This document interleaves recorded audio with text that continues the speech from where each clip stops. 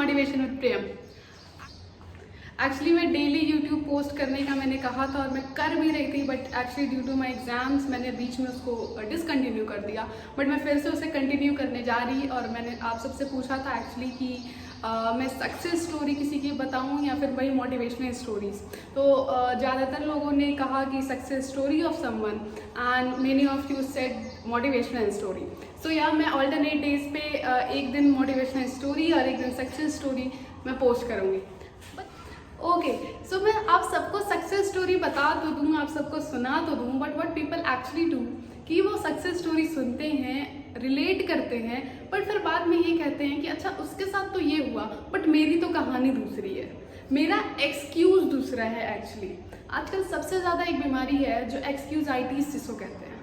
अगर मैं दुनिया भर का 50-60 एक्सक्यूज़ ला के लिख दूँ, रख दूँ, तो सबकी उसमें से कोई ना कोई एक एक्सक्यूज़ तो होगी ही होगी।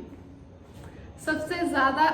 दिक्कत की बात, सबसे ज़्यादा सरप्राइज बात तो ये होती है कि आज तक मुझे ऐसा कोई नहीं मिला, मतलब बहुत कम ही लोग ऐसे मिले जिन्होंने खुद से एक्सेप्ट किया कि हाँ मेरी ही कमी की वजह से, मेरी ही गलती की वजह से मैं सफल नहीं हो पाया, मैं सफल नहीं हो पाई, बल्कि उसकी जगह वो कोई ना कोई बहाने बना देते हैं, कोई ना कोई एक्सक्यूज़ दे देते हैं। और यही जो बीमारी जिसे हम एक्सक्यूटाइजिस कहते हैं, ये ऐसी बीमारी है जो लाखों, हज़ारों नहीं, लाखों नहीं,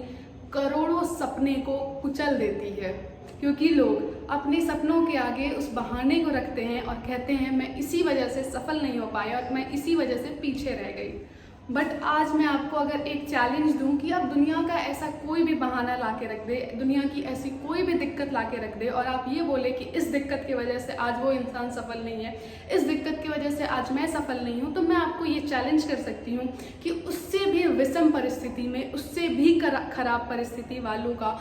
सक्सेस स्टोरी मैं आपको बता सकती हूँ कि जो आप अपना बहाना बता रहे हैं, जो आप अपनी दिक्कतें बता रहे हैं, उससे भी खराब कंडीशन में, उससे भी विषम परिस्थिति में लोगों ने आगे बढ़ने की कोशिश की है और शिखर तक पहुँचे हैं, ऊंचाइयों को छुआ है।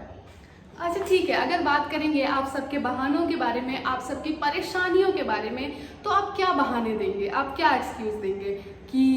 मुझे बचपन से ही परिवार की जिम्मेदारी संभालनी पड़ी इसलिए मैं सक्सेस नहीं हो पाया। अरे भाई, लता मंगेशकर जो इतनी फेमस सिंगर हैं, जो इतनी अच्छे सिंगर हैं, उनको भी अपना पहला गाना सिर्फ इसीलिए गाना पड़ा था क्योंकि वो अपने घर की परेशानियों से बहुत परेशान थी, आर्थिक स्थिति से वो जूझ रही थी और इसीलिए उन्होंने अपना पहला गाना गाया था। अगर आप बात करेंगे कि मुझे शिक्षा लेने का समय नहीं मिला, मुझे अच्छी एजुकेशन नहीं मिली, तो अरे भाई आप उनको तो देखिए, हेनरी फोर्ड कंपनी के मालिक जिनको शिक्षा नहीं मिली, जो पढ़ नहीं पाए, लेकिन आज वो फोर्ड कंपनी के मालिक हैं। फिर लोग कहते हैं कि मेरे पिता का देहांत कम उम्र में हो गया था, मेरे पिता की मृत्यु कम उम्र में हो गई थी। तो AR रहमान, इतने प्रमुख, इतने प्रख्यात संगीतकार जिनके पिता का भी देहांत बहुत कम उम्र में हो गया था, फिर भी आज वो इतने प्रख्यात संगीतकार साबित हुए, इतने अच्छे संगीतकार बन के दिखाएं। कितने बहाने का मैं आपको सल्यूशन दूं और कितने बहाने का मैं आपको तोड़ निकालूं। कभी तो आपको खुद से समझ में आएगा कि बहाना ही जड़ नहीं होता है, बल्कि कमी आपके खुद में होती है। अच्छा ठीक है, फिर कुछ लोग ये भी कहते हैं कि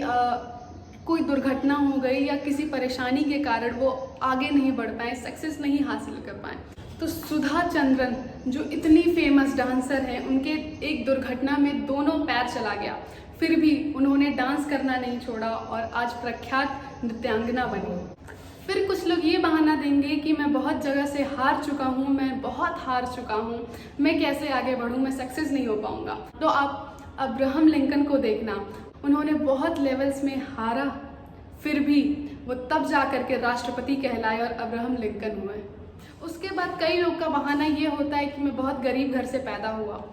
मैं बहुत गरीबी मैंने झेला है, मैं कैसे आगे बढ़ूं इतनी गरीबी की वजह से। तो आप APJ अब्दुल कलाम को देख सकते हैं, वो रामेश्वरम के सबसे गरीब घर में पैदा हुए, फिर भी वो कितना प्रख्यात हुए, फिर भी वो उन्होंने कितना नाम हासिल किया। और आप अपने current prime minister Narendra Modi ji को भी देख सकते हैं, वो भी एक टाइम पे स्टेशन पे चाय बेचा करते थे, गरीब घर में थे, फिर भी आज उन्होंने इस लेवल का सक्सेस हासिल किया। कुछ लोग का बहाना तो ये भी रहता है कि मैं दिवालिया हो गया, मैं बैंकरप्ट हो गया। अरे भाई, पेप्सी कोला जो सबसे बड़ी एडिक्शन वाली कंपनी है वो भी 2 बार दिवालिया हो चुकी, फिर भी वो कम बैक की और उसके बाद से आज आप सब देख रहे हो वो किस लेवल के सक्सेस पे है। मेरा नर्वस ब्रेकडाउन हो गया, मैं डिप्रेशन में चला गया, मैं असफलताओं से टूट गया। अरे वॉल्ट डिज्नी ग्रुप के संस्थापक, आप उनको देख सकते हो, उन्होंने 3 बार नर्वस ब्रेकडाउन उनका हुआ, फिर भी आज आप सब देख सकते हो कि वॉल्ट डिज्नी किस ऊंचाइयों पर है। कुछ लोग आते हैं ये कहने वाले कि मेरी ऊंचाई कम है, मेरी हाइट कम है। अरे भाई, सचिन तेंदुलकर, उनकी भी ऊंचाई कम है, फिर भी वो मास्टर ब्लास्टर लिटिल चैंपियन के पूरे वर्ल्ड चैंपियनशिप जीते। फिर कुछ लोग ये भी कहते हैं कि मुझे मंद बुद्धि कहा जाता है, मुझे स्कूल में पढ़ने नहीं दिया गया, मुझे स्कूल से निकाल दिया गया। थॉमस अल्वा एडिशन, जिनको स्कूल से यही कहकर निकाला गया था कि ये कभी पढ़ नहीं सकते, इनका दिमाग बहुत वीक है, ये मंद बुद्धि है। फिर कुछ लोग ये भी कहेंगे कि मैं बहुत मोटा हूँ, मुझे शर्म आती है लोगों को फेस करने में। अदनान सामी, इतने अच्छे सिंगर, इतने अच्छे संगीतकार, उनका भी करियर का शुरुआत उसी मोटापे से ही हुआ था। फिर लोग कहेंगे कि मेरी आवाज़ बहुत दबी हुई है, मेरी आवाज़ अच्छी नहीं है, मेरी आवाज़ की वजह से लोग मुझे सुनना पसंद नहीं करते। तो ये भी बता दें कि अमिताभ बच्चन को रिजेक्शन इसलिए भी झेलना पड़ा था क्योंकि अपनी आवाज़ की वजह से अमिताभ बच्चन को भी रिजेक्शन झेलना पड़ा था और वो आकाशवाणी में उनको काम नहीं मिला। बात सिर्फ बहाने की नहीं है, बात सिर्फ बहानेबाजी की नहीं है, बात बल्कि ये है कि आप कब तक ये कहते रहोगे खुद से कि इस बहाने की वजह से मैं ये नहीं कर पाया, इस चीज़ की वजह से मैं ये नहीं कर पाया। बात सिर्फ ये नहीं है कि आप आगे नहीं बढ़ पाए, बात सिर्फ ये नहीं है कि आप पीछे रह गए, बल्कि बात ये है कि आप बहाने मारते हुए अपनी ज़िंदगी बिताएंगे या उसी बहाने से ऊपर उठ करके अपनी ज़िंदगी को आगे लेकर जाएंगे, या फिर आप उन अनसक्सेसफुल लोगों को देखेंगे जो उन तकलीफ़ों के कारण ही नीचे रह गए, या फिर उन सक्सेसफुल लोगों की तरफ देखेंगे जो उन तकलीफ़ों से ऊपर उठ करके आज किस शिखर तक पहुँचे और किस ऊंचाइयों का वो सामना करते हैं, किस ऊंचाइयों तक उन्होंने पहुँचा। आप सब एक बार सोचिए कि कहीं आप उन बहानों की वजह से, उन एक्सक्यूजेस के वजह से अपनी वीकनेस, अपनी कमज़ोरी तो नहीं ढक रहे हैं,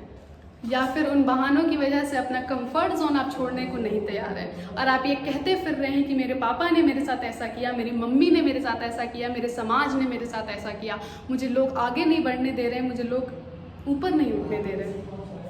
आज आप सब एक बार एकांत में बैठिए और एक बार ज़रूर अपने बारे में ये सोचिए कि क्या मैं सच में ऐसा कुछ बनना चाह रहा हूँ या ऐसा कुछ करना चाह रहा हूँ जिससे मेरे माता पिता को, मेरे शहर को, मेरे समाज को, मेरे घर वालों को और मुझ पर गर्व महसूस हो, मुझे मुझ पर गर्व महसूस हो। क्या आप सब ने कभी अपने बारे में ऐसा सोचा है? अगर नहीं सोचा है तो एक बार एकांत में बैठिए, अपने आप को टाइम दीजिए, अपने बारे में सोचिए और उसी कंफर्ट जोन से, उसी एकांत में बैठकर अगर आपने ये जान लिया कि किस वजह से आप अपने जीवन में आगे नहीं बढ़ पा रहे हैं या आपको अपने जीवन में आगे बढ़ना है, फिर भी ऐसी कौन सी दिक्कत है, ऐसा कौन सा बाधा है जो आपको आगे बढ़ने से रोक रहा है, तो डेफिनेटली 99% उसका आंसर आप खुद होंगे कि आप खुद अपनी वजह से, अपनी कंफर्ट जोन की वजह से अपने जीवन में आगे नहीं बढ़ पा रहे हैं, ऊंचाइयों तक नहीं पहुंच पा रहे हैं और आप अभी के अभी उसी कंफर्ट जोन को छोड़िए और अपनी कमी ढूंढिए